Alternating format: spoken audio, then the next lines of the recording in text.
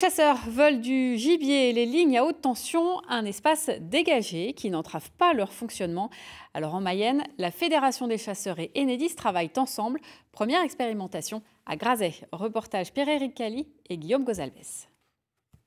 Contrairement à ce que l'on pourrait penser, les animaux des bois, s'ils aiment se cacher dans les taillis et autres fourrés, apprécient également les zones dégagées, comme celle-ci nouvellement créée sur les terres d'un ancien agriculteur, également réserve de chasse dans le nord de la Mayenne.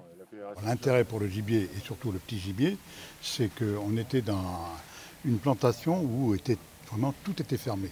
En général, le gibier est en bordure. Évidemment, il se cache dans les plantations, mais il a besoin, déjà pour se nourrir, il est obligé de sortir, il a besoin de soleil, même comme les humains, quoi. On ne peut pas vivre toujours dans le noir.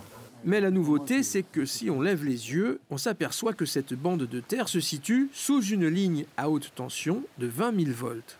En Mayenne, en tout cas, c'est à peu près 2000 km de réseaux qui sont élagués chaque année. Donc on s'y tient. L'opérateur Enedis s'est en effet associé à la Fédération des chasseurs de la Mayenne pour aménager cette parcelle. C'est une nouveauté en France. Donc le principe, une mise à nu complète sous la ligne, faite par une entreprise insertion. C'est là que le partenariat est aussi intéressant, l'entreprise Génie.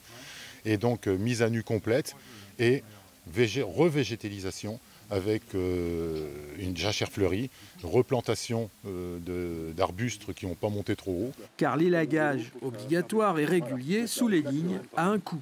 Sur la Mayenne, 1,8 million par an d'élagage pour les lignes 20 000 volts, pour éviter les coupures, pour éviter que les arbres tombent sur les lignes et perturbent l'alimentation électrique. Et dans cet accord gagnant-gagnant, c'est donc le propriétaire du terrain qui, pendant 6 ans, s'engage à entretenir cet espace dédié à la faune et à la biodiversité.